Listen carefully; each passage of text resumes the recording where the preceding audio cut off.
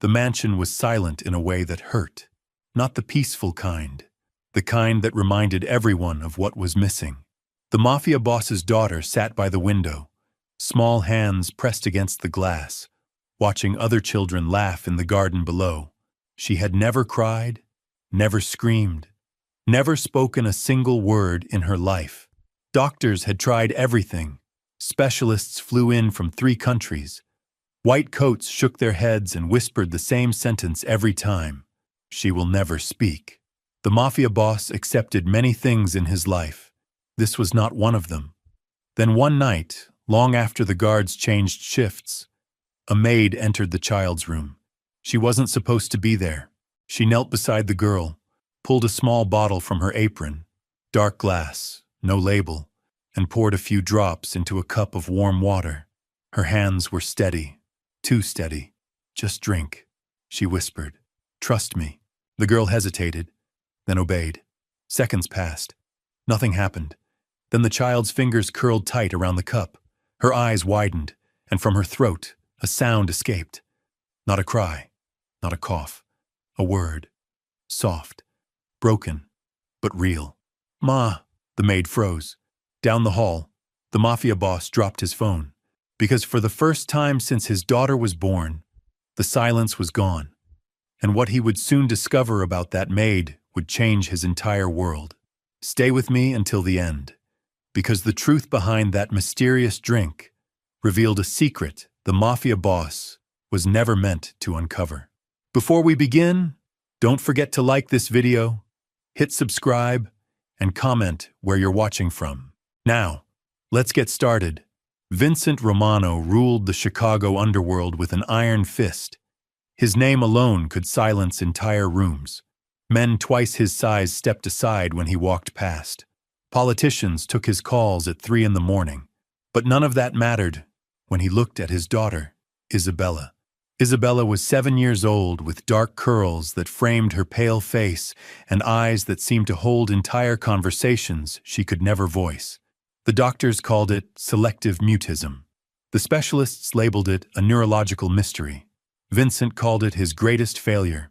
The Romano estate sprawled across 40 acres of perfectly manicured grounds in Lake Forest. Guard towers, disguised as decorative structures, stood at each corner. Hidden cameras tracked every movement. The main house itself was a fortress built to look like a palace, with marble floors that echoed footsteps and crystal chandeliers that caught light like diamonds. But no amount of luxury could fill the silence that followed Isabella wherever she went. Vincent had tried everything money could buy. Dr. Margaret Chen from Johns Hopkins examined Isabella for 3 weeks straight. Professor Klaus Weber flew in from Switzerland with experimental treatments. Dr. Raj Patel brought ancient meditation techniques from Mumbai. Each one arrived with confidence and left with apologies. The irony wasn't lost on Vincent. He commanded an empire built on words, threats, negotiations, orders that moved millions of dollars with a single phone call. Yet he couldn't buy his daughter a voice. Maria Santos had worked for the Romano family for 6 months. She was quiet, efficient, and unremarkable in every way that mattered to men like Vincent. At 42, she had weathered skin and gentle hands that never trembled. Even when Vincent's rage shook the windows, she cleaned Isabella's room every morning, dusted the unused toys, and changed sheets that barely wrinkled because the child slept so still. But Maria noticed things others missed. She saw how Isabella's fingers moved when she watched television, mimicking the shapes of words she couldn't speak. She noticed the way the girl's throat worked when she tried to swallow, like something was stuck inside. Most importantly, she recognized the frustration burning behind those dark eyes. The same frustration Maria had felt 30 years ago in a village outside Guadalajara. Maria's grandmother had been a curandera, a healer who understood that some ailments couldn't be treated with pills or surgery. Before Maria left Mexico, her grandmother had given her 3 small bottles wrapped in cloth. For when modern medicine fails, the old woman had whispered. But use them wisely, Mija. Some gifts come with prices. 2 of those bottles were already empty. used years ago to help Maria's own children through illnesses that doctors couldn't explain. The third bottle had traveled with her through 5 different jobs, waiting for the right moment. Maria had almost thrown it away a dozen times, convinced it was just superstition from an old woman who trusted folklore over science. But watching Isabella struggle in silence, Maria felt her grandmother's presence as clearly as if the old woman was standing beside her. The night everything changed started like any other. Vincent was in his study conducting business that required soundproof walls. His wife, Elena, was at another charity gala, playing the role of respectable socialite. The guards were focused on the perimeter, watching for external threats. No one was watching the help. Maria finished her evening duties and should have gone home to her small apartment in Cicero. Instead, she climbed the grand staircase to the second floor, her footsteps muffled by thick Persian carpets. Isabella's room was at the end of the hall, painted pale yellow with white furniture that looked like it belonged in a fairy tale. Isabella was awake, as Maria had known she would be. The child rarely slept well, often standing at her window for hours, watching the world beyond the glass. Tonight she wore pink pajamas with tiny butterflies, her dark hair loose around her shoulders. "Hola, pequeña," Maria whispered, though she knew Isabella wouldn't respond. The girl turned from the window, her eyes curious but unsurprised. Somehow, Isabella had been expecting her. Maria pulled the small bottle from her apron pocket. The glass was so dark, it looked black, and the liquid inside moved with an oily thickness that caught no light. She had memorized her grandmother's instructions years ago: 3 drops in warm water, given with faith and received with trust.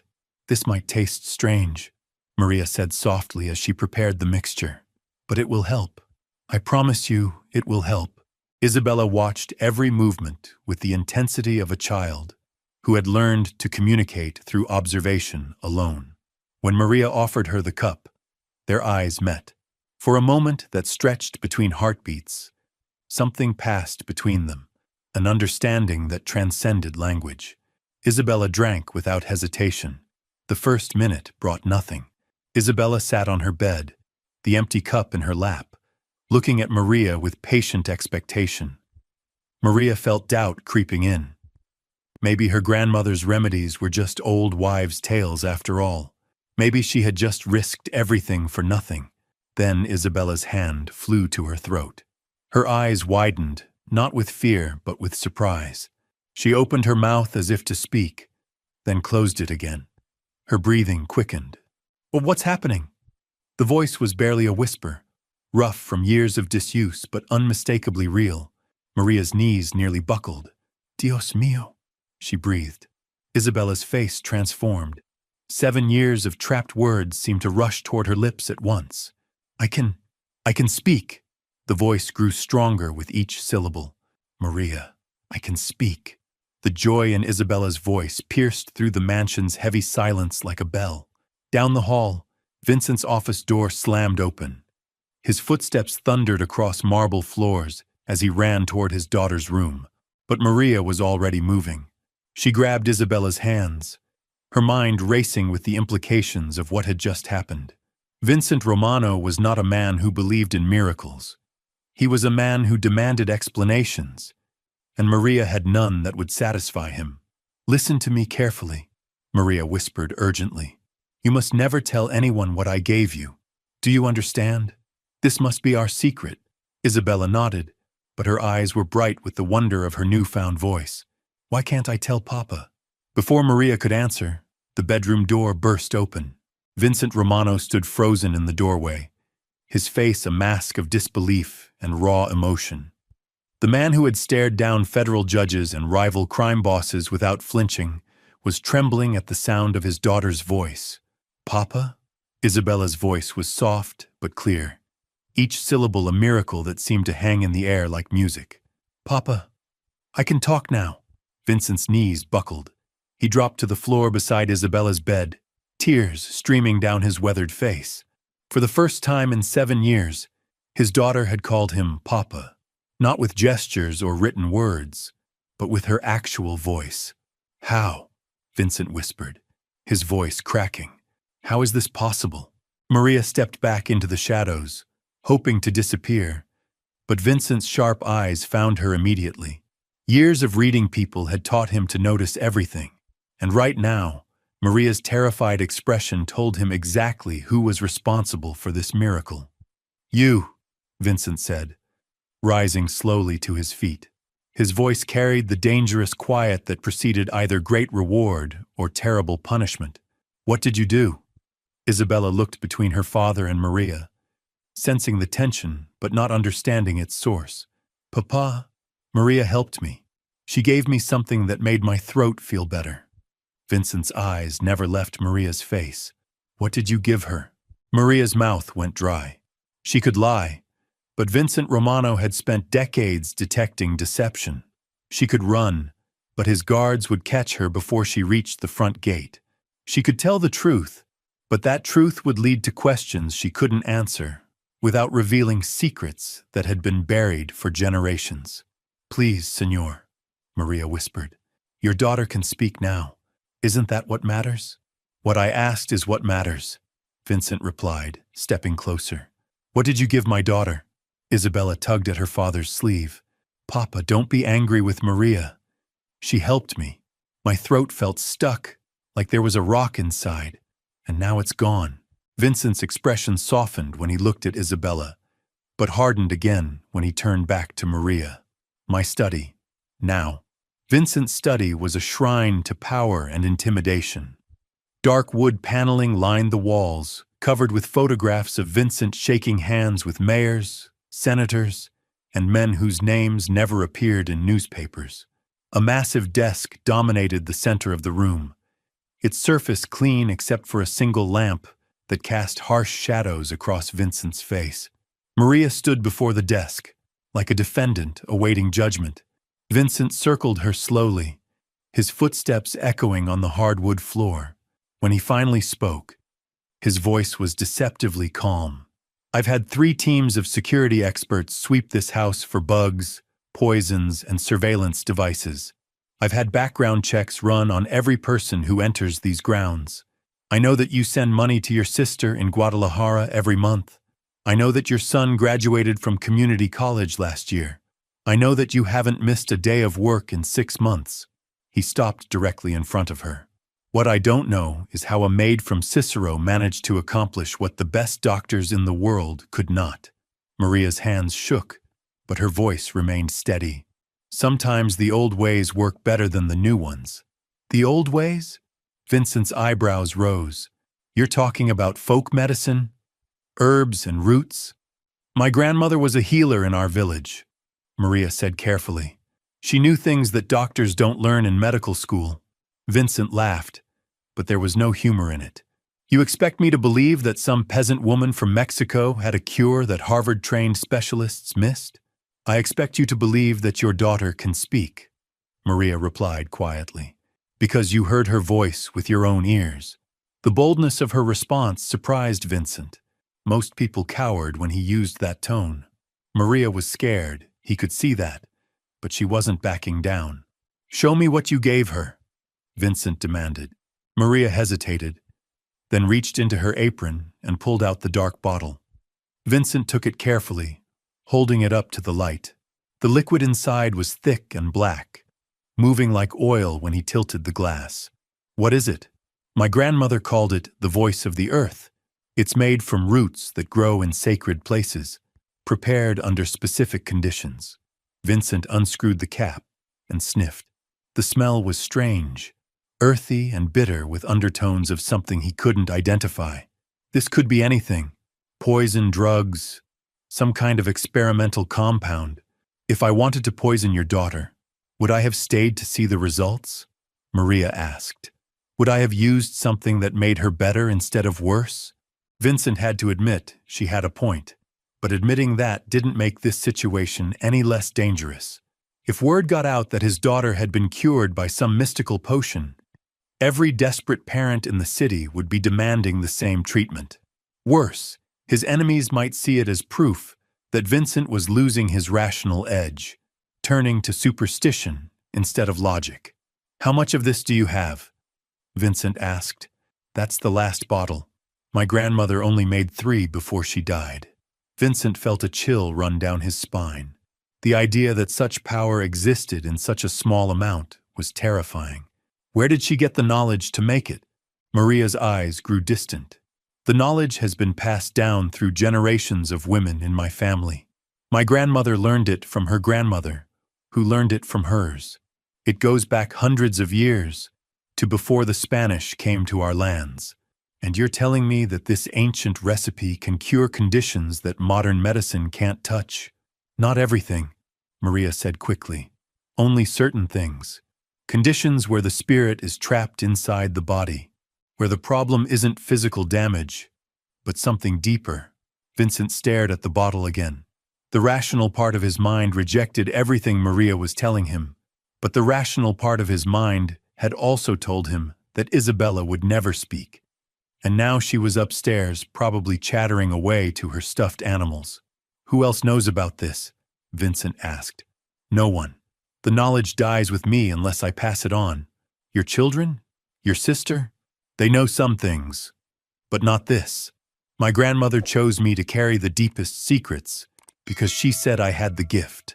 Vincent walked to his window, looking out at the grounds where his men patrolled in carefully planned patterns.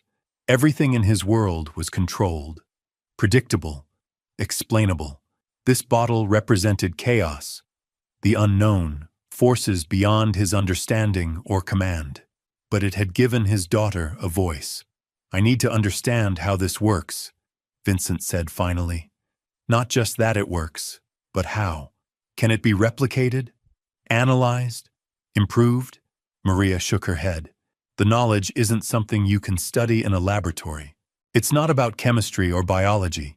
It's about understanding the connection between the physical world and the spiritual one. That's not an answer I can work with. It's the only answer I have. Vincent turned back to face her. Then you're going to teach me everything you know.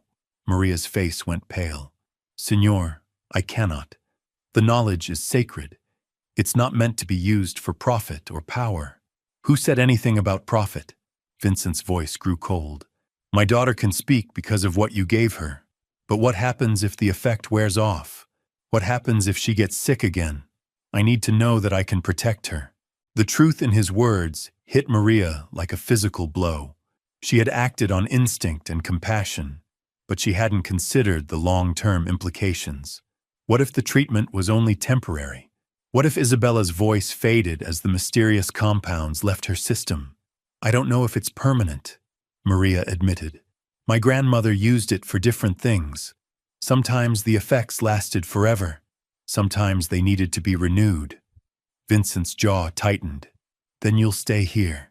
You'll watch Isabella every day, and if she shows any signs of regression, you'll treat her again. I have my own family to take care of. They'll be taken care of. Better than you could manage on a maid's salary. Vincent moved to his desk and pulled out a checkbook. Your sister in Guadalajara? What does she need? Medical care? A new house? Your son's college debt paid off? Maria stared at him in shock. You're bribing me. I'm ensuring your cooperation. There's a difference. And if I refuse? Vincent's smile was cold. I don't think you understand the situation you're in. You entered my home without permission and gave my daughter an unknown substance. In any court of law, that would be considered assault, possibly attempted murder. Your immigration status might not survive that kind of scrutiny. The threat hung between them like a blade. Maria understood perfectly. Vincent Romano was offering her a choice between cooperation and destruction. What exactly are you asking me to do? Live here. Watch over Isabella. Teach me what you know about these treatments. In exchange, your family will want for nothing, and you'll have my protection. Protection. Maria looked at Vincent's outstretched hand, knowing that shaking it would seal her fate forever. The protection he offered came with golden chains, and once those chains were locked, there would be no escape from the Romano Empire. I need time to think, Maria whispered. You have until morning, Vincent replied. But understand this, Maria. You opened a door tonight that can never be closed. Isabella has a voice now, and I will do whatever it takes to ensure she keeps it. As Maria left the study, her mind raced with the weight of what she had unleashed. She had acted out of compassion, but compassion in Vincent Romano's world always came with a price. Walking down the marble hallway, she could hear Isabella's laughter echoing from her bedroom, the sound both beautiful and terrifying. The next morning brought chaos that Maria could never have anticipated. Isabella woke up talking, and she didn't stop.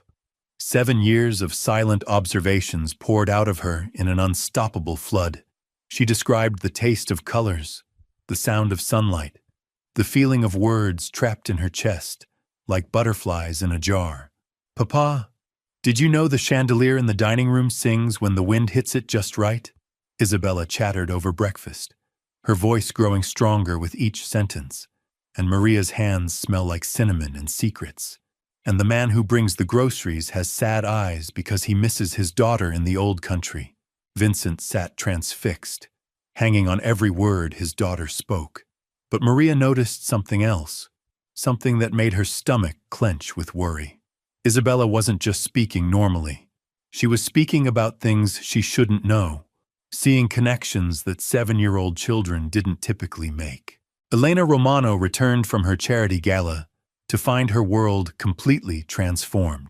The woman who had spent years learning to communicate with her silent daughter through gestures and expressions suddenly faced a child who wouldn't stop talking.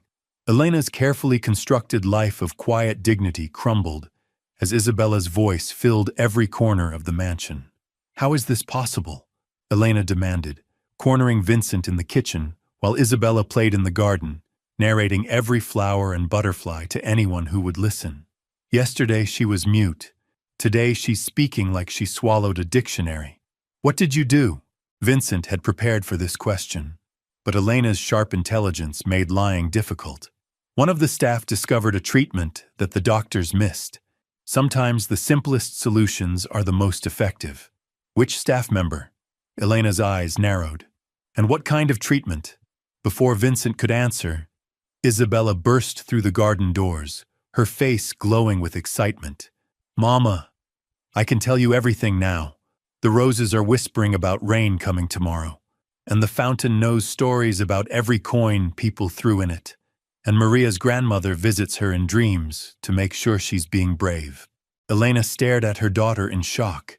The words themselves were strange enough, but Isabella's eyes held a depth that hadn't been there before. It was as if the mysterious treatment had awakened more than just her voice. "Isabella, sweetheart," Elena said carefully, "how do you know about Maria's grandmother?" "She told me," Isabella replied matter-of-factly. "Not with words, but with the feeling that came with the special water. Grandmother's love was mixed right into it." Maria, who had been quietly arranging flowers nearby, froze. Isabella was describing things that should have been impossible for her to know. The drink hadn't just unlocked her voice. It had opened channels of perception that Maria's grandmother had warned about in whispered stories. That afternoon, Dr. Chen returned for what was supposed to be a routine follow-up appointment. Vincent had called her the moment Isabella began speaking, claiming it was a sudden breakthrough that needed immediate documentation. Dr. Chen arrived expecting to find minor improvements, not a complete transformation. "This is medically impossible," Dr. Chen repeated for the 3rd time, reviewing her test results. Yesterday, this child had selective mutism with no apparent cause. Today, she's speaking fluently with vocabulary levels that exceed her age group. Neural pathways don't just repair themselves overnight. Isabella sat patiently through the examination, chattering about everything she observed. "Dr. Chen, your stethoscope is lonely because it only hears sick hearts, never happy ones. And you have a scar on your hand from when you tried to catch a falling star as a little girl, but it was just broken glass." Dr. Chen jerked her hand back, staring at the thin white scar on her palm that Isabella couldn't possibly have seen. "How did you know about this?" "The same way I know that you became a doctor because your little brother couldn't speak either, and you promised him you'd find a way to fix voices that got lost," Isabella said gently. "But he died before you could help him, and that's why you always look sad when you work with children like me." The color drained from Dr. Chen's face, She had never told anyone about her brother, not even her husband. The tragedy that drove her career was buried in medical school records and childhood grief that she thought she had left behind. "Mr. Romano," Dr. Chen said shakily, "I need to speak with you privately." In Vincent's study, Dr. Chen paced like a caged animal. "That child knows things she has no way of knowing. Personal details about my life that aren't written anywhere. Either someone has been feeding her incredibly detailed information, or something else is happening here." "What kind of something else?" Vincent asked, though he suspected he already knew the answer. "I've heard stories," Dr. Chen admitted reluctantly. "Cases in remote areas where traditional healers achieved results that couldn't be explained by conventional medicine. But those were always dismissed as coincidence or misdiagnosis. And now? Now I'm wondering if we've been too quick to dismiss things we don't understand." Dr. Chen sat heavily in the chair across from Vincent's desk. "Your daughter isn't just speaking, Mr. Romano. She's demonstrating abilities that suggest the treatment affected her neurological function in ways that go far beyond simple speech recovery." Vincent felt a chill run down his spine. "What are you saying?" "I'm saying that whatever was in that treatment didn't just fix her voice. It enhanced her cognitive abilities, possibly her intuitive functions, in ways that modern science can't explain or predict." The implications hit Vincent like a physical blow. If Isabella's transformation became public knowledge, she would become a target for every desperate parent, every researcher, every government agency that wanted to understand and control such power. His daughter wouldn't just be the boss's kid anymore. She would be a living miracle that everyone would want to possess. "Doctor, I need your complete discretion on this matter," Vincent said quietly. "Isabella's safety depends on it." Dr. Chen nodded slowly. "I'll document this as an unexplained recovery and recommend no further testing for now. But Mr. Romano, you need to understand that changes like this don't happen in isolation. If the treatment affected her neurological function this dramatically, there could be other effects we haven't seen yet." That evening, as the household settled into an uneasy routine around Isabella's constant chatter, Maria found herself drawn to the child's bedroom. Isabella was supposed to be sleeping, but soft whispers drifted from behind her door. Maria cracked the door open and froze. Isabella was sitting cross-legged on her bed, apparently having a conversation with empty air. Her voice was different now, older somehow, speaking in a mixture of English and Spanish that she shouldn't have known. "Yes, abuela, I understand," Isabella whispered. "The gift comes with responsibility, but I'm only 7. How can I help people when Papa doesn't even understand what happened to me?" Maria's heart stopped. Isabella was speaking to her grandmother, the curandera who had died 3 years ago, the same grandmother whose spirit had guided the creation of the mysterious drink. "Maria?" Isabella turned toward the door, her eyes shining in the darkness. "Abuela says you're scared.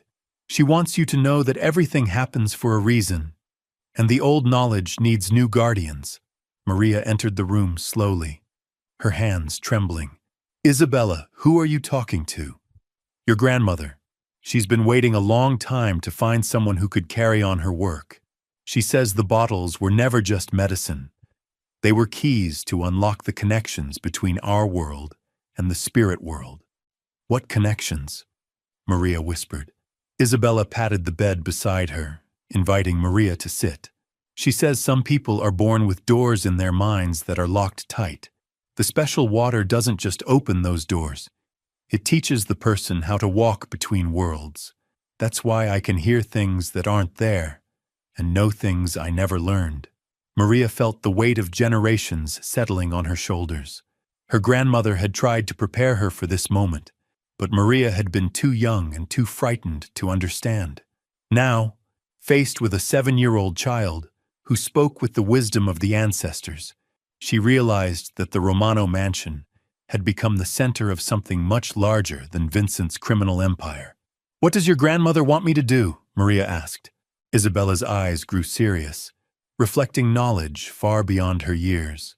"She wants you to teach Papa that power isn't just about money and fear. Real power comes from understanding the connections between all living things, and she wants you to prepare me for what's coming. What's coming? Isabella looked toward the window, where the lights of Chicago sparkled in the distance. Other people will hear about what happened to me. They'll come looking for the cure, but they won't understand that the cure chooses the person, not the other way around. Some of them will be desperate parents like Papa. Others will be dangerous people who want to use the gift for evil. Maria felt a chill that had nothing to do with the evening air. How do we protect you? We don't hide, Isabella said firmly. Hiding makes people more curious. Instead, we prepare. We learn everything Abuela can teach us before the dangerous people arrive. Outside Isabella's window, Vincent Romano stood in his garden, staring up at his daughter's room where soft whispers continued long into the night. He had built his empire on the principle that knowledge was power, but tonight he realized there were forms of knowledge that could destroy everything he had worked to create. His phone buzzed with a text from his lieutenant, Tony. "Boss, we got a problem. Word is spreading about the kid. People are asking questions." Vincent closed his eyes, knowing that the peaceful life he had fought to build for his family was about to be shattered. The miracle that had given Isabella a voice was about to make her the most dangerous child in Chicago. And somewhere in the darkness between worlds, an old curandera smiled, knowing that the ancient knowledge would find new guardians, no matter how high the price. The transformation of Isabella Romano was complete, but the real story was just beginning. The morning after Isabella's first conversation with the spirits, Vincent woke to find his entire security team in chaos. Reports flooded in from across the city. Word had leaked about the miracle cure, and desperate families were gathering outside the Romano gates like pilgrims at a shrine. But these weren't ordinary desperate families. Chicago's underworld had its own network of whispers, and when a made man's daughter suddenly spoke after 7 years of silence, everyone wanted to know how. Vincent's rivals saw opportunity. His allies saw leverage. And somewhere in the shadows, federal agents saw a new angle to finally bring down the Romano Empire. Maria stood at the kitchen window, watching the growing crowd beyond the mansion's walls. Mothers held photographs of their own silent children. Fathers carried briefcases full of cash, ready to buy miracles. And scattered among them, she noticed men in expensive suits who weren't there for healing at all. "This is what I was afraid of," Maria whispered to Elena, who had barely slept since Isabella's transformation began. The gift was never meant to be sold or stolen. It chooses who it helps. So there you have it. Maria's ancient remedy didn't just give Isabella a voice. It awakened abilities that connected two worlds, binding a mafia boss to secrets older than his empire. Sometimes the most powerful transformations come not from money or force, but from the courage to trust what science cannot explain. What do you think happened next? Let me know in the comments below. And don't forget to subscribe for more incredible stories that will leave you questioning everything you thought you knew.